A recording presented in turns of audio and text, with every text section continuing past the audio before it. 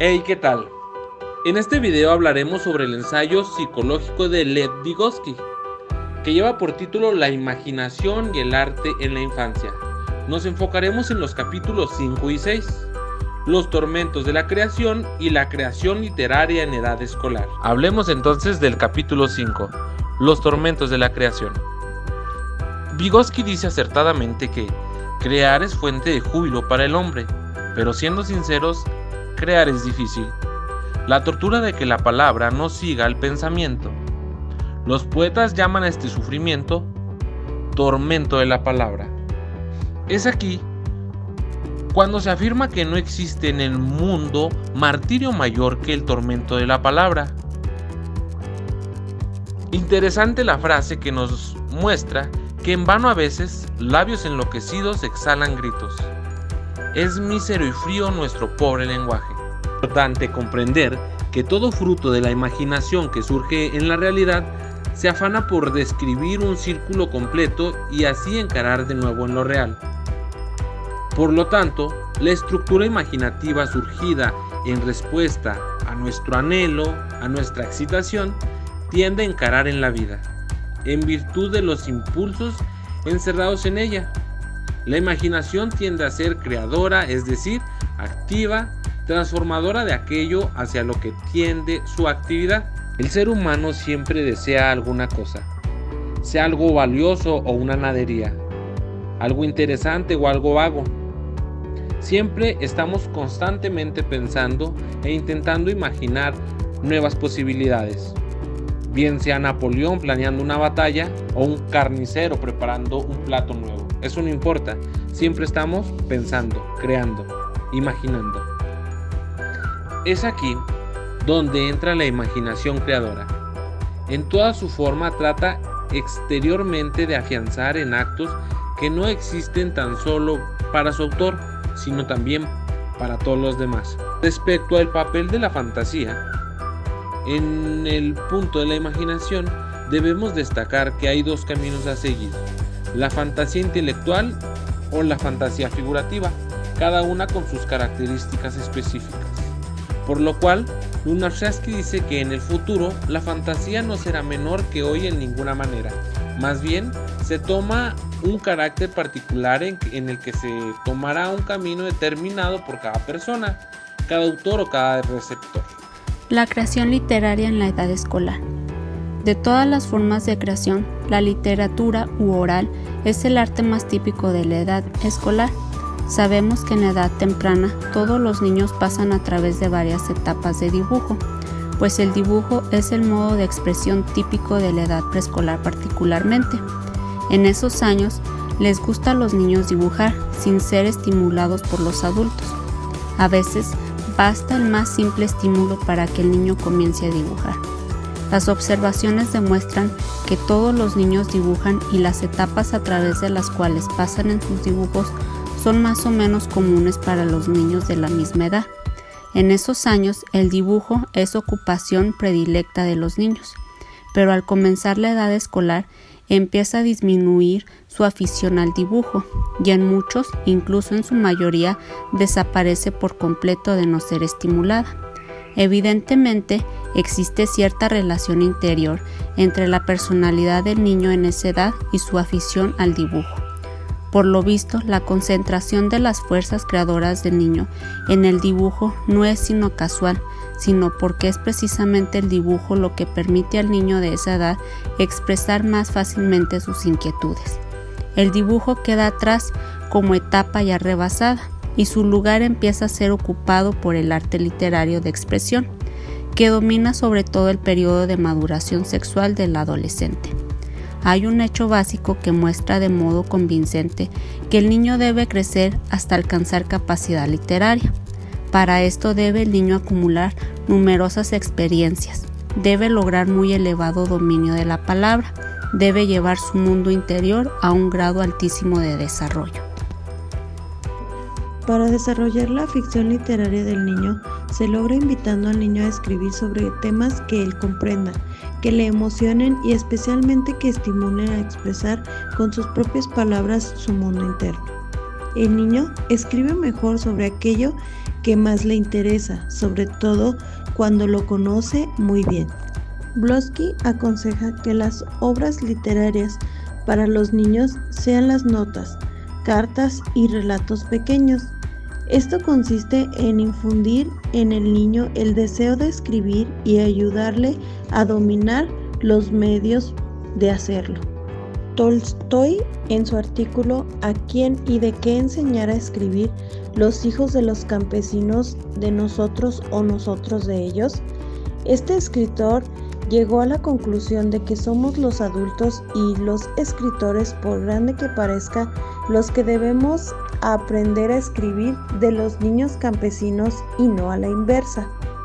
La esencia de este descubrimiento de Tolstói se encierra en que supo advertir en la creación infantil rasgos propios exclusivamente de su edad y comprendió que la verdadera tarea del educador no consiste en habituar apresuradamente al niño a expresarse en el lenguaje de los adultos, sino en ayudar al niño a elaborar y madurar su propio lenguaje literario.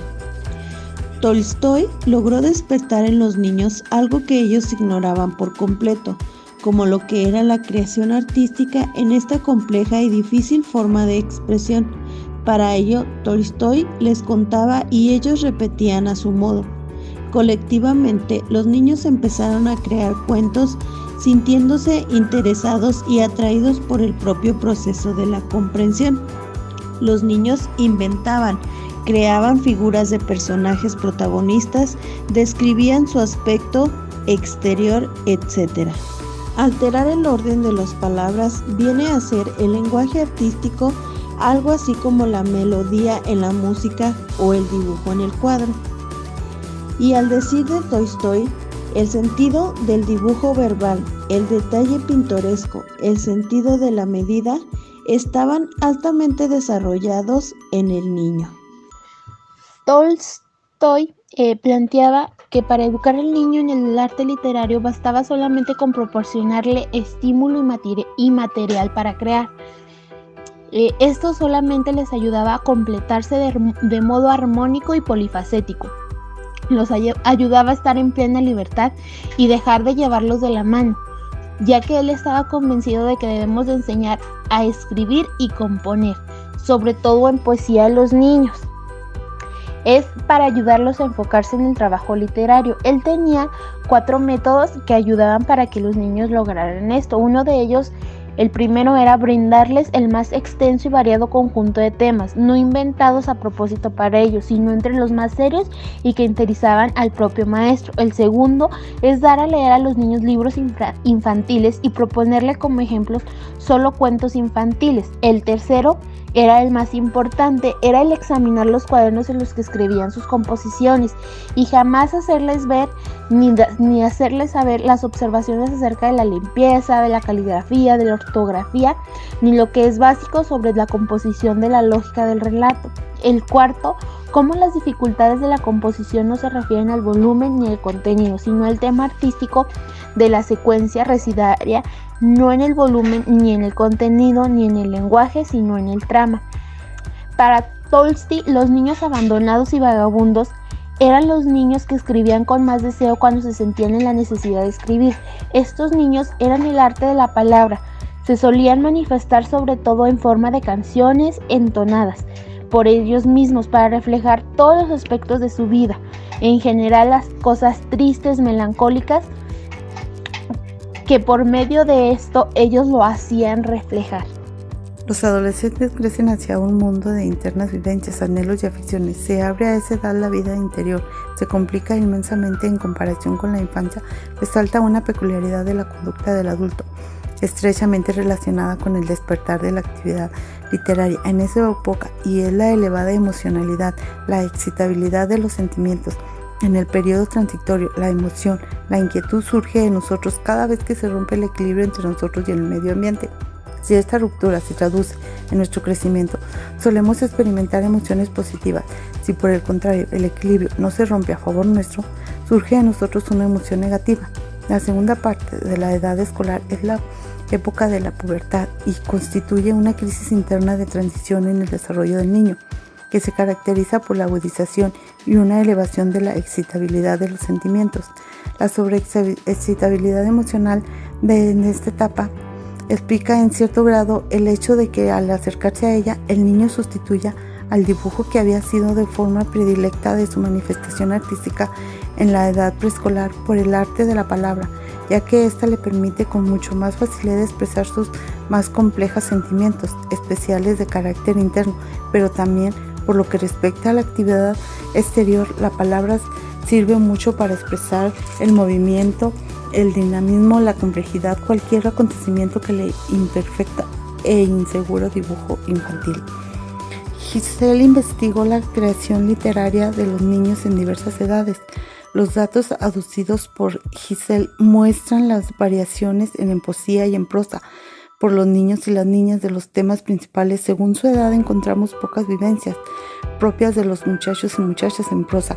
Esos temas ocupan gran espacio, sobre todo en comparación con los menores de 14 a la poesía de muchachos y muchachas de 16 a 17. Es nulo la coeficiencia de estos temas. El siguiente apartado incluye datos acerca del ánimo predominante en los trabajos literarios examinados por Wisset, a través de los cuales se ve fácilmente que muy raramente se encuentran en los escritos literarios de los niños estados de ánimo tristes y abatidos, siendo por el contrario muy elevado el número de temas alegres y divertidos. Así, si en las poesías de los niños unos y otros están representados aproximadamente por las cifras 5.9 y 5.2, en las niñas de los ánimos alegres aparecen en 33.4 y los tristes solo en 1.1. En la prosa, lo divertido supera a lo triste en 10 veces entre los niños y en casi esa misma cifra entre las niñas.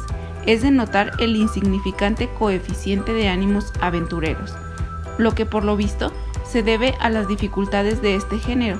Para el arte de los niños es también insignificante la cantidad de enfoques cómicos y críticos, lo que posiblemente sea debido a la notable escasez de temas sátíricos. Pero es de advertir que el ánimo predominante es el factor que más varía en la obra literaria de los niños, por lo que los datos anteriores deben tomarse con simple orientación a este respecto. El proceso de creación infantil que describía Tolozzi se acercaba mucho por su forma al teatro, en el cual el niño no dictaba su relato, sino que actuaba y representaba. De esta manera se vincula el lenguaje literario oral y el arte dramático. Solovyov y Busselmann afirmaban ambos que el lenguaje hablado tiende más a la actividad, mientras que el lenguaje escrito perfecciona la calidad del estilo. Un claro ejemplo es que cuando hablamos lo hacemos más rápido de lo que escribimos. Pero al escribir somos más lentos porque nos ocupamos de dar un mejor perfeccionamiento y modificación a nuestra creación literaria. Después de esta explicación, el lenguaje escrito pasa a primer plano por ser una creación detallada. En la actividad del lenguaje infantil escrito, se puede deducir fácilmente que plasman con mayor abundancia las acciones, con menor frecuencia los objetos y mucho más raramente aún sus peculiaridades dependiendo de las edades de cada niño. Otro dato interesante es la influencia del lenguaje de los adultos en el lenguaje de los niños. Un claro ejemplo es los niños huérfanos y campesinos, que han sido menos influidos por los adultos y esto lo reflejan en su forma al escribir. Es fácil advertir en qué medida la inventiva infantil se alimenta de impresiones originadas en la realidad, las reelabora y conduce a los niños a una más honda comprensión percibiendo la realidad. El niño dibuja y habla al propio tiempo de lo que está dibujando. El niño representa un personaje y compone el texto correspondiente a ese papel. Feodorcillo veía solamente los detalles que despertaban en su interior el sentimiento con que miraba a determinada persona. La importancia de la creación artística infantil reside tan solo en que permite al niño superar la angosta y empinada garganta en el desarrollo de su imaginación creadora, que imprime a su fantasía una dirección nueva que queda para toda la vida.